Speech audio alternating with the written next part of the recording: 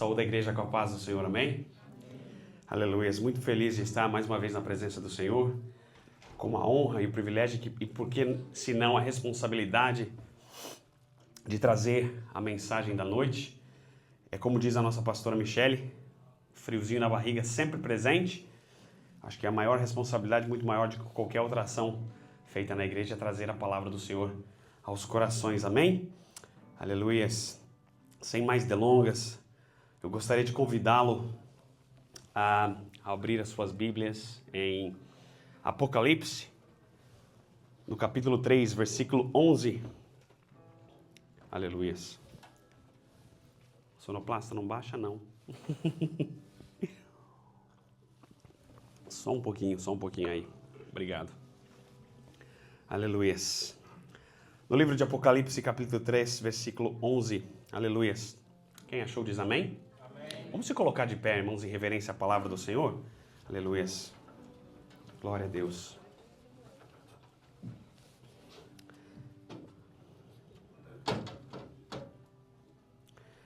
Aleluias. A mensagem, o título da mensagem, a quem eu costumo sempre colocar um título para facilitar e a nossa compreensão, é A Coroa da Vida. Aleluias. Diz assim no livro de Apocalipse, capítulo 3, versículo 11.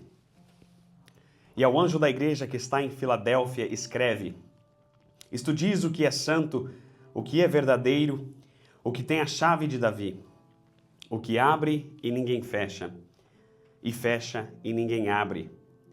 Conheço as tuas obras. Eis que diante de ti pus uma porta aberta, e ninguém a pode fechar. Porque tendo pouca força, guardaste a minha palavra, e não negaste o meu nome. Eis que eu farei aos da sinagoga de Satanás, aos que dizem judeus e não são, mas mentem. Eis que eu farei que venham e adorem prostrados a teus pés, e saibam que eu te amo. Amém. Como guardaste a palavra da minha paciência, também eu te guardarei da tentação que há de vir sobre todo o mundo, para tentar os que habitam na terra. Preste bem atenção no versículo 11. Eis que venho sem demora, guarda o que tens, para que ninguém tome a tua coroa. Aleluia. A quem vencer, eu farei coluna no templo do meu Deus, e dele nunca sairá. E escreverei sobre ele o nome do meu Deus e o nome da cidade do meu Deus, a nova Jerusalém, que desce do céu, do meu Deus, e também o meu novo nome. Quem tem ouvidos, ouça o que o Espírito diz às igrejas. Amém? Amém. Só até aí podeis tomar assento. Aleluia.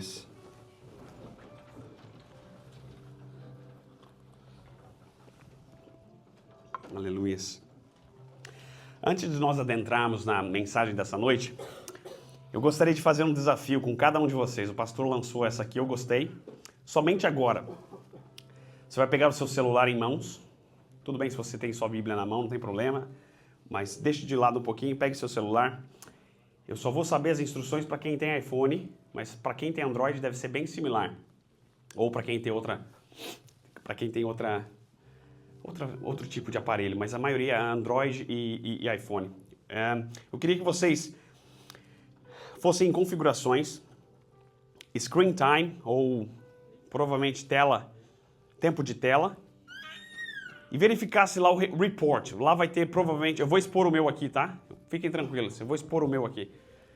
E não é virtuoso não, tá? Só vou adiantando para vocês. Normalmente em Settings.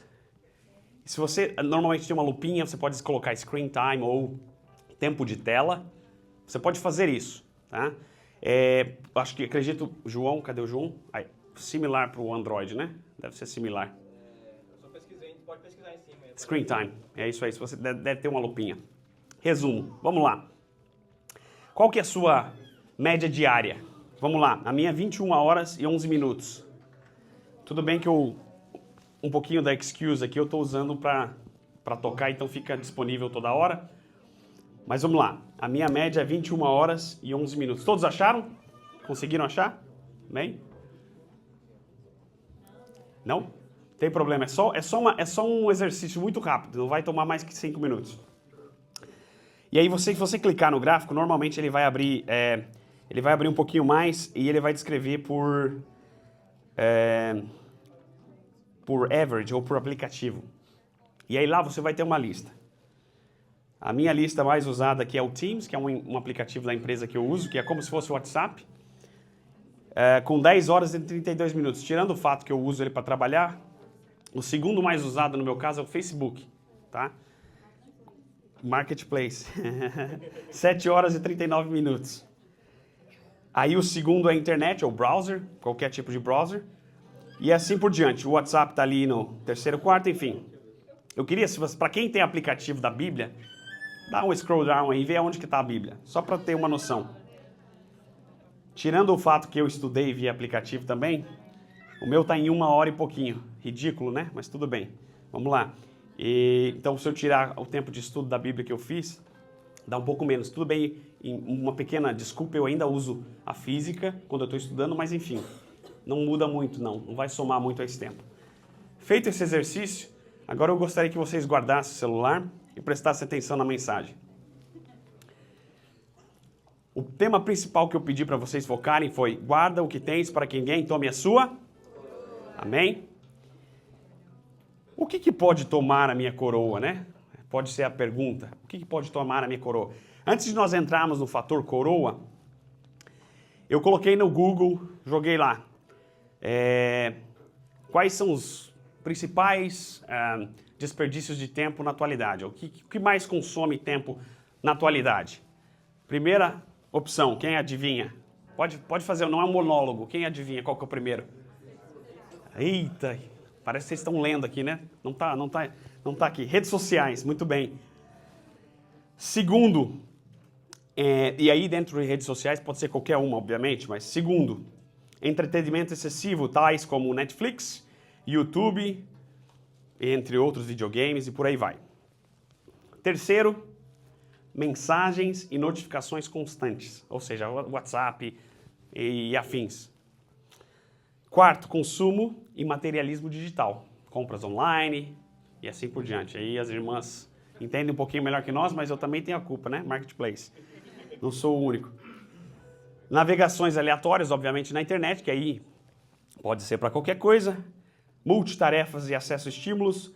Preocupações e ansiedade é a sétima dessa lista.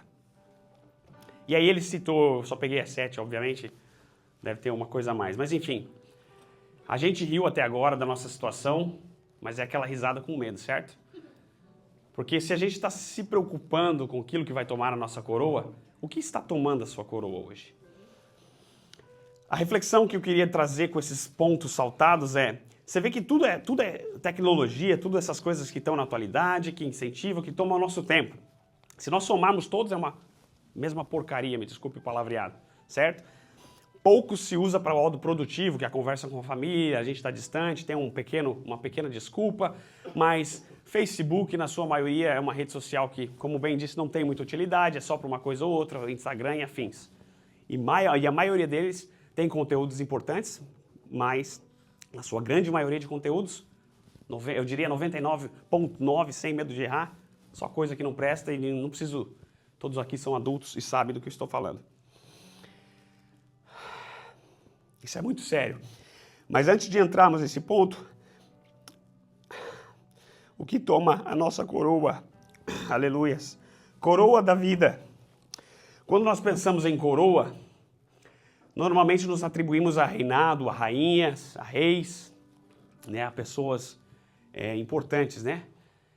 Mas aqui nesse contexto também tem esse sentido de realeza, mas não tão quanto voltado a isso. Quando nós lemos no texto que Paulo escreve, e a maioria do contexto bíblico para a coroa, é se referindo à salvação, parafraseando isso como um galardão, como a consequência de um ato, ou seja, quando nós atravessarmos esse mundo e atingirmos a nossa estatura de varão perfeito, nós receberemos, né, que ainda estamos vivos, o galardão. mas na cultura greco-romana também era usado como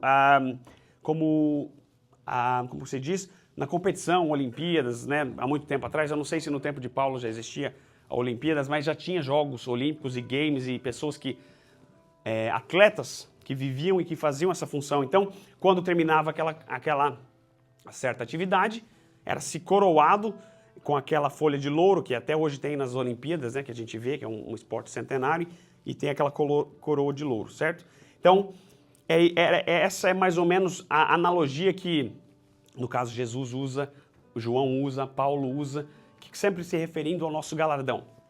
E aí, uma coisa importante, eu aqui citei só alguns itens daquilo que toma muito nosso tempo, e aí você deve ter feito o link, mas eu queria ler um segundo texto contigo hoje. A mensagem ainda está em Apocalipse, mas um segundo texto também correlacionado a esta mensagem, que está no livro de 1 Coríntios, capítulo 9, do versículo 23 ao 27. Por gentileza, Gabi, você já está ali, olha, muito rápido, Deus abençoe. Aleluias. E diz o seguinte: eu faço isto por causa do Evangelho, para ser também participante dele. Não sabeis vós que os que correm nos estádios, todos, na verdade, correm, mas um só leva o prêmio. Correi de tal maneira que o alcanceis. Desculpe, deixa eu ler com maior ênfase. Todos, na verdade, correm, mas um só leva o prêmio? Correi de tal maneira que o alcanceis. E aqui, bem interessante no 25. E todo aquele que luta de tudo se abstém. Eles o fazem para alcançar uma coroa corruptível. Nós, porém, uma incorruptível. Pois eu assim... Pois eu assim corro, não como a coisa incerta, assim combato, não como batendo no ar. Antes subjugo o meu corpo e o reduzo à servidão, para que pregando aos outros, eu mesmo não venha de alguma maneira a ficar reprovado. Quando Paulo escreve a 1 Coríntios aqui, ele está fazendo essa analogia que eu citei para vocês inicialmente. E as palavras são bem sucintas, mas muito direta. Ele provavelmente escreveu esse texto como referência, analisando Jogos Olímpicos ou competições de tal maneira, mas ele analisou algo antes do que simplesmente o evento. Nós normalmente hoje somos aqueles seguidores de seja qual esporte que for, só do momento mais especial, da final, da semifinal. Poucos aqui talvez acompanhem um esporte assiduamente, de ver todos os eventos, enfim, talvez alguns aqui fazem. Mas para que um atleta atinja essa plenitude, ele tem que se dedicar muito. E aqui eu também citei, fiz um segundo uso do Google para colocar disciplinas, embora nós sabemos da grande maioria do que se precisa para ser um atleta. Nós temos aqui nosso irmão Nalói também, jiu-jitsu, professor de jiu-jitsu. Disciplina do atleta, rotina de treinos, seguir um cronograma rigoroso de treinos, alimentação e descanso, controle emocional, resiliência, autorreconhecimento, objetivos claros, ou seja, ter objetivos bem definidos aonde quer alcançar, e acompanhamento dos resultados, ou seja, monitorar o progresso. Hoje em dia, com muitas tecnologias, Apple Watch, Smartwatch e afins, enfim.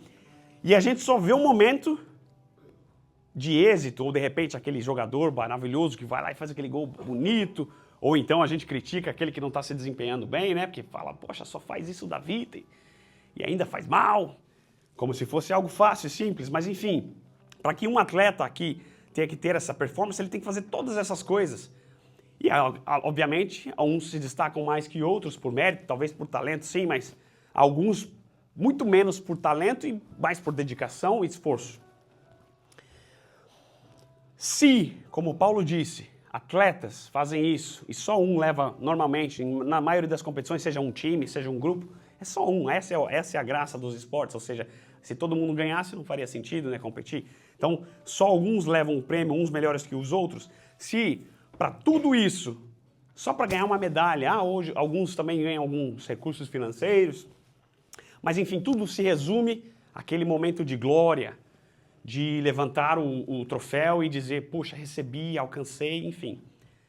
Sendo que aquilo vai cair no esquecimento, alguns ainda ficam na lembrança, algum momento mais marcante, mas no geral, qual que é um atleta que você conhece de 50 anos atrás? Talvez um ou dois, ou um nome venha na sua mente agora, mas talvez o do ano passado, talvez o do jogo anterior, você lembra, mas assim, conforme o tempo vai passando, vai se caindo no esquecimento. É natural do ser humano, não só no esporte, mas principalmente no esporte. Para dizer o quê? Que isso é corruptível. Isso vai ficar aqui. E mesmo sendo algo corruptível, algo que não vai levar crédito nenhum a não ser um recurso financeiro, tem que haver todo esse esforço de uma vida toda. Outros esportes muito mais importantes, às vezes as pessoas conseguem, jogador de futebol vai até 35, 40 anos, mas começa em bem tenra idade. Outros esportes é o oposto, tem que começar desde cedo, e aí vai também a um limite menos ou mais, enfim, mas no geral é sempre limitado ao esforço físico e à condição física. E aí você vê um esforço de uma vida toda para uma coisa que é corruptível. Vai ter o mérito, vai ter o reconhecimento, sim, mas vai ficar aqui. Vai se perder no mural da história, do hall da fama. Mas ainda assim, há tudo isso aqui de dedicação. Muitos largam mão da sua vida, as famílias, têm que fazer sacrifícios, se mudar de países, tudo para algo que eles querem tanto, que eles almejam, que é o reconhecimento, que é o louro, que é aquele momento final. E o que me chama a atenção, quando eu fiz essa reflexão aqui da tela, a mensagem, como diz sempre o pastor, vem primeiro a mim. Vem primeiro a quem está transmitindo a mensagem. Então não pense que eu vim aqui apontar o dedo e dizer para você, tá vendo o que você está fazendo? Isso aqui é uma maldição da nossa geração, que nós estamos passando para os nossos filhos, e para quem não tem filho vai ter e vai sentir a mesma condição, que nós gastamos tempo com coisas, aí nós temos que comprar, consumir, que é o quarto item da nossa lista aqui, para que eu possa dar um tablet para o meu filho, para que eu possa dar um celular, e isso aplica também a mim. Nós gastamos tempo e não investimos no que é mais essencial, que é a educação dos nossos filhos, ou que é aquilo que deveria nós pormos o maior esforço, que é a coroa incorruptível. Eu fiz da mesma forma como o atleta tem que fazer essas disciplinas, eu fiz algo paralelo à Bíblia. A Bíblia fala também de disciplina. Em Hebreus 12:6, que diz sobre, porque o Senhor disciplina quem ama. Aqui está falando de uma segunda disciplina, que é corrigir, correção, mas também aplica-se ao atleta. Quando ele fala que ele tem que ter disciplina, ele tem que se policiar, ele não pode comer o docinho que ele quer todo dia, ele não pode beber a coquinha gelada que ele tanto ama. Há tantos sacrifícios, isso é disciplina. E Deus também nos disciplina, porque quando Ele castiga ou quando Ele nos corrige, é porque Ele nos ama. E é por isso que Ele fala pra gente, é por isso que Ele trouxe essa palavra amarga aqui, que vai descer rasgando dentro do nosso coração e fazer refletir. Porque Ele ama e Ele quer que nós atingimos essa coroa incorruptível. Ele quer que nós alcancemos essa coroa. Mas o que nós estamos fazendo em troca? Se é algo que é supérfluo, que é material, que vai ficar aqui, que vai corroer, nós investimos tanto tempo e tanto dinheiro, por que algo que é eterno, que é sublime, que vai fazer a sua família prosperar? E não prosperar não é só dinheiro, está muito além disso. Prosperidade está numa família bem-sucedida. Você pode morar numa casinha de sapé, coitado do tradutor, numa casinha bem simples, e ainda assim ser feliz, ser próspero, ter saúde, ter seus filhos bem criados.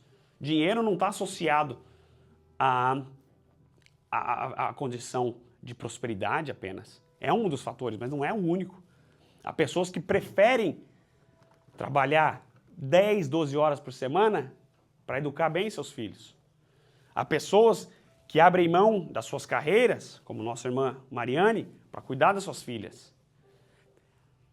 E há pessoas que preferem trabalhar para que seus filhos sejam educados por outros. São escolhas. Não estou dizendo que é certo ou errado, mas quais escolhas estamos fazendo com o nosso tempo, com aquilo que vai ficar de eterno, com aquilo que nós temos que plantar para colher. Segundo ponto, a disciplina como autocontrole. Quando a gente usa as redes sociais, nós temos muito autocontrole. Você viu como que 7 horas no Facebook durante a semana? É muito autocontrole isso, não é? Desculpe, não é nem durante a semana, é durante o dia. Isso aqui era um reporte diário. Não interessa se você está pesquisando algo para a igreja, se você está pesquisando algo... É controle, é autocontrole, é onde estão as suas prioridades. A Bíblia diz que onde estiver o seu coração, ali também... Como é que é? Me fugiu agora. Desculpa, Deus abençoe. Onde está o seu tesouro, ali está o seu coração. Então,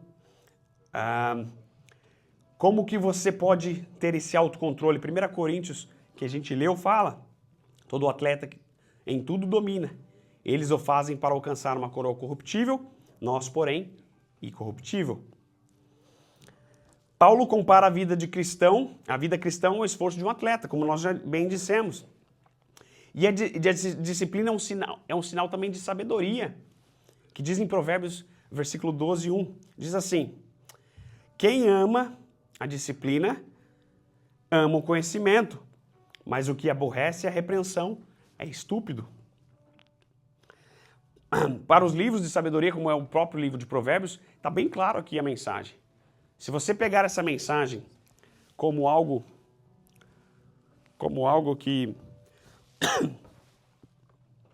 que vai descer amargo, mas vai fazer bem para você, como aquele remédio de avó que a gente toma quando está doente, que é bem insosso, ruim, mas no dia seguinte você está bem, a sua família vai prosperar, os seus filhos serão melhores, a sua casa terá um outro ar, você terá uma outra felicidade. Você talvez não vai ter que trabalhar 56 horas na semana para compensar a ausência dentro do lar. No livro de Lucas, desculpe tantas referências, Gabi, 9:23, capítulo 9, versículo 23, disciplina também é essencial no discipulado. Se alguém quer vir após mim, negue-se a si mesmo, tome a sua cruz, tome a cada dia a sua cruz e siga-me. Orientações expressas de Jesus. Para que ele falou isso? Tudo está ligado, meus irmãos. Nada aqui é esporádico, nada aqui é de forma sem sentido na Bíblia. E uma das coisas que mais me fascina também na Bíblia é que a disciplina produz frutos. A pessoa disciplinada, como aqui a gente disse no atleta, produz frutos, ele vai colher os frutos da sua dedicação. Um corpo melhor, que ele descansa, é regrado, ele vai viver mais, ele tem muito mais propensão, melhor dizendo, menos propensão de doenças. Várias coisas que se faz, que se abre mão, se alcança essa disciplina. Mas uma mais importante para mim no tempo da Bíblia, que está no livro de Gálatas, capítulo 5, versículo 22 e 23. Mas os frutos do Espírito é amor, alegria, paz, domínio próprio, e assim vai a lista. O domínio próprio é um dos frutos do Espírito. Estão correlacionados com aquilo que nós precisamos atingir. E qual que é a aplicação prática disso? Que nós devemos buscar isso, se nós queremos, se nós almejamos a coroa da vida. Parece tão intangível, parece tão inalcançável, inatingível, aquilo que Jesus nos pede para fazer, mas a gente colhe no dia a dia as ações. A gente pode ver, como eu disse aqui, a família que prospera, a família que tem o pai presente, a mãe presente, prospera. Você vê isso no dia a dia. E a Bíblia diz que 1 Pedro, capítulo 5, versículo 8. Sede sóbrios, vigiai, porque o diabo, vosso adversário, anda em derredor, bramando como leão, buscando a quem possa tragar. Esse é o trabalho incansável do inimigo das nossas almas. Destruir a nossa família, acabar com a nossa vida espiritual e aí por diante. Ele vem para senão matar, roubar, destruir. Mas quem que veio para dar vida e vida com abundância? É o nosso Senhor Jesus. E nós desprezamos por coisas tão fúteis, tão passageiras. Ao invés de dedicarmos 15, 30 minutos de oração, um culto doméstico, louvores, nós passamos 3 horas no Netflix, nós passamos 5 horas no YouTube. E ainda se fosse 90% desse conteúdo algo educacional, a maioria é entretenimento. E eu não estou fazendo juízo de valor se você assiste alguma coisa que que é pecaminoso ou não. Não estou querendo fazer juízo, você sabe, a sua consciência fala, o Espírito Santo acusa dos nossos pecados. Agora, o que eu quero dizer é o seguinte, nós estamos abrindo mão de algo que é eterno, de algo que é efêmero, por algo que vai passar, algo que vai ficar nessa terra. A rede social, quantas já tiveram? MSN, uns mais antigos. Acho que tem mais antigo ainda, né? Não sei, eu sou novinho. Tem uns aí mais... E assim vai. Hoje nós estamos, sei lá, terceira, quarta social, o Orkut vai voltar. Amém? Nossa, que maravilha, vamos voltar para o Orkut. O inimigo, ele usa ferramentas. Quanto mais ferramentas nós temos, ele está jogando um monte. É mais acessível, é streaming. Graças a Deus pela tecnologia. Mas para quão produtivo dessa tecnologia você tem usado em seu favor? Quão produtivo você tem usado? Ah, eu estudo de casa. Amém. Deus seja louvado pela tecnologia. Nós temos grupo de oração. 3 ou 4 aparecem no grupo de oração. E a reclamação é, a igreja é muito longe. Se fosse presencial, a gente, né, até entendia. É distante, é cansativo. E aí, eu trabalho, amém, irmãos? Ninguém está fazendo juízo de trabalho. Se você está naquele momento trabalhando, mas se você não pode... Todo mundo aqui que pode no seu trabalho, deixa lá o telefone no bolso, põe um foninho, fica ouvindo podcast, fica ouvindo, sei lá, qualquer coisa, música. Quanto tempo você tem dedicado para as coisas de Deus, para as coisas que são eternas? E é interessante porque tu fica ali, é viciado em dopamina. É a coisa da moda, né?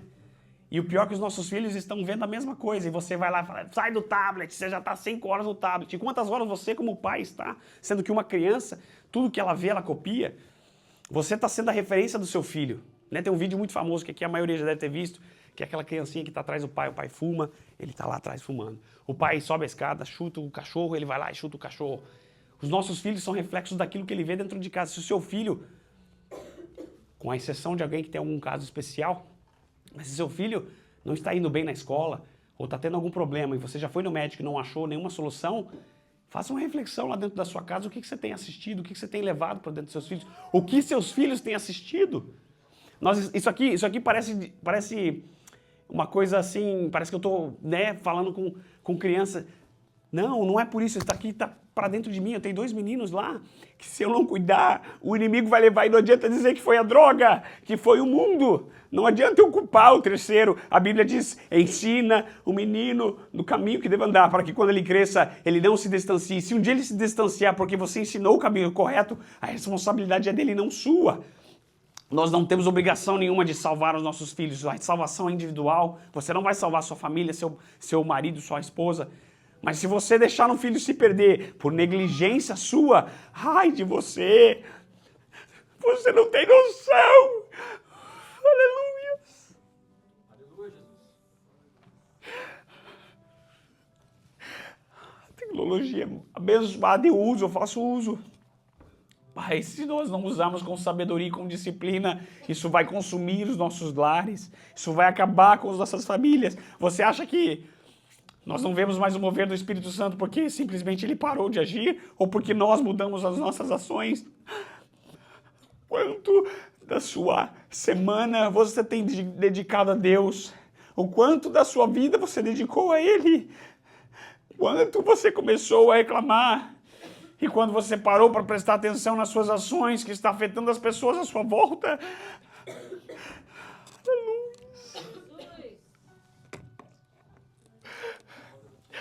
Eu choro porque é triste. É triste vermos famílias destruídas. Porque o inimigo tem entrado dentro dos nossos lares. Porque nós temos deixado a porta aberta. É triste ver famílias destruídas porque nós deixamos os nossos filhos assistirem o que eles querem. Porque eles já têm idade suficiente para saber o que é certo ou errado. Enquanto vive dentro do seu teto, é coisa de velho. Eu estou ficando velho também. Mas, enquanto estiver dentro do seu lar, ele tem que responder às suas ações. E você vai dar conta dos seus filhos. Ensina o menino. É uma ordem. Não é uma opção. Não é uma escolha. Não é, se achar, se der tempo. Ensina o menino. Você vai dar conta da vida do seu filho. Se você não ensinar ele no caminho que deve andar. E isso aqui fala forte no meu coração, porque eu tenho 2 meninos. Se eu falhar como pai, eu acabo com a vida dos meus filhos. Eu acabo com a futura família deles. Eu acabo com uma geração. E sabe Deus com o que mais eu posso afetar? Toda a sua ação produz uma consequência. Mas quer dizer que eu não posso errar? Você pode, você tem todo o direito. Nós somos pecadores, nós somos falhos, mas cabe a nós recorrermos à disciplina e não ficarmos enchendo a nossa casa de brinquedo, de utensílios que tomam um tempo ou que substituem as nossas ações como pai, que um filho, ele quer a atenção de um pai, ele não quer uma tecnologia, ele quer 15 minutos de oração, de conselho, ele quer 10 minutos de atenção só para ele dizer assim, pai, olha para mim, pai, eu quero brincar com você. E você está perdendo seu tempo no YouTube, assistindo receita de bolo que você nem vai fazer. É triste, é triste.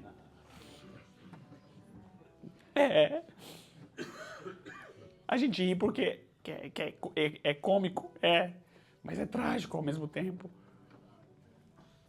As nossas famílias não estão destruídas porque o mundo está aí oferecendo. O mundo sempre ofereceu o que há de pior.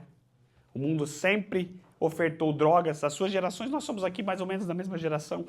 Quando a gente saía para a escola, a mãe falava, cuidado com as drogas, cuidado com isso. Graças a Deus, acredito que a maioria aqui se livrou, deve ter contato. A maioria aqui deve ter tido um amigo que se perdeu para as drogas. A maioria aqui conhece alguém que foi morto pela polícia. Por simples fato de não ter dado ouvido à sabedoria. É triste, é cafona, é cafona. Seja cafona, o mundo não é pra gente. Se fosse pra gente, a gente estaria lá no mundo, fazendo tudo o que eles fazem.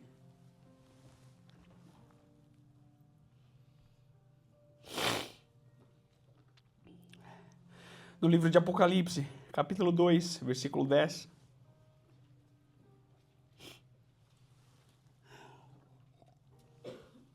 O que eu posso fazer começa hoje. Antes de ler, o que eu posso fazer?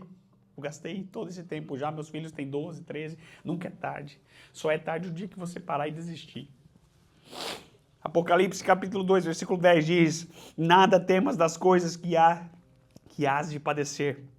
Eis que o diabo lançará alguns de vós na prisão, para que sejais tentados, e tereis uma tribulação de 10 dias.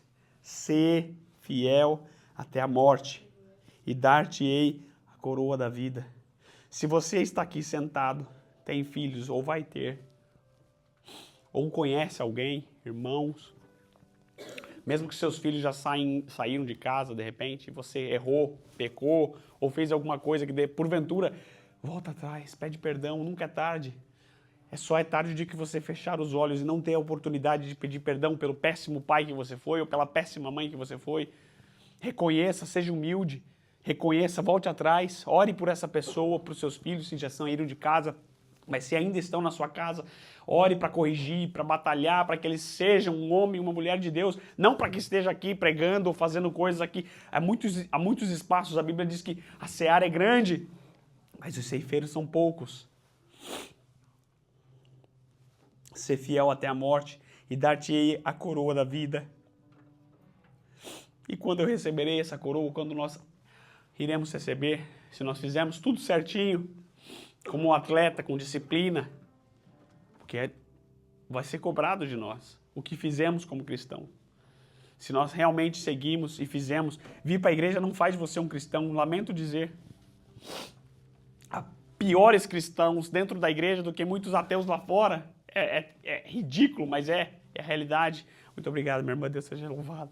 Aleluias.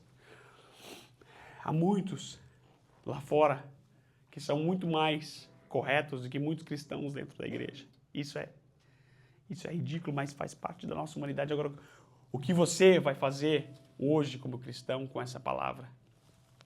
O que faremos, pois, com essa mensagem? Não porque eu trouxe, eu sou só um instrumento. E acredite, ele fez de tudo para eu não estar aqui. Ele lutou a cada segundo.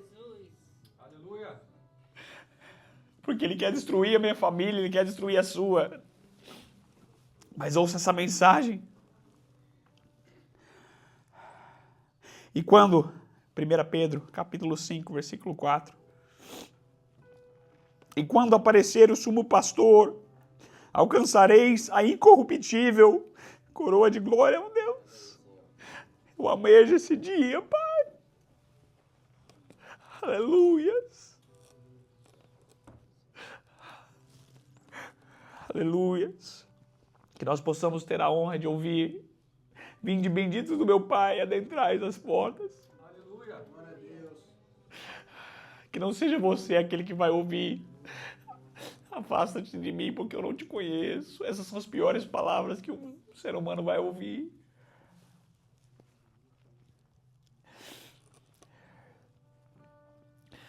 Livro de Tiago, capítulo 1, versículo 12, diz o seguinte: bem-aventurado o homem que suporta a tentação, porque quando for provocado, receberá a coroa da vida, a qual o Senhor tem prometido aos que amam.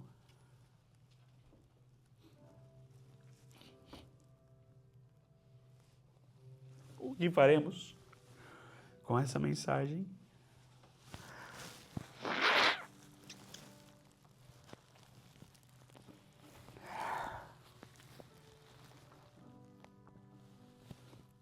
A luz.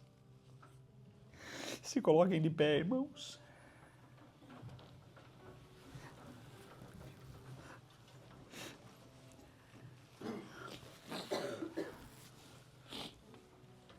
Aleluias.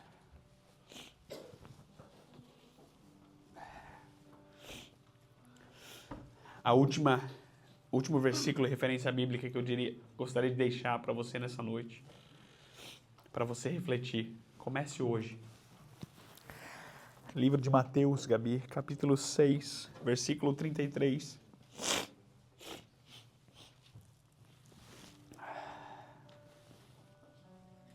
Eu queria que toda a igreja é meio cafona, mas vamos fazer, porque nós precisamos pelo menos ler uma vez, já que nós gastamos 20 horas no celular.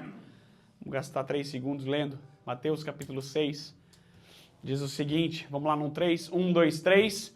Busquem, pois, em primeiro lugar, e todas essas coisas. Parece difícil, né? Mas está aí a receita. O dia que você gastar mais tempo nas coisas de Deus, você não vai ter que se preocupar em ter que ficar correndo e fazendo hora extra para dar atenção ao seu filho que você não tem, para dar o recurso que você não tem, amém? Não sei se o pastor vai vir. Aleluias. Que nós possamos meditar na mensagem dessa noite. Aleluias. Vamos orar. Vamos agradecer. Vamos pedir para ser melhores cristãos do que nós fomos ontem. Se você já está no caminho certo, que você possa lutar para que continue fazendo a diferença e sendo melhor a cada dia, porque todas as suas ações estão sendo olhadas pelo mundo. Às vezes você não vai precisar abrir a boca para o seu colega de trabalho para dizer que você é cristão, talvez ele até saiba. Agora, qual o julgamento das suas atitudes ele tem feito sobre a sua vida? Eis ali um cara diferente, eu não sei o que ele tem. Eis ali uma mulher diferente, eu não sei o que ela tem, eu gosto de falar com ela. Ela só traz palavras de conforto, palavras sábias. Ou ela fala, diz que é crente, hein? Mas vive assistindo, você sabe o quê?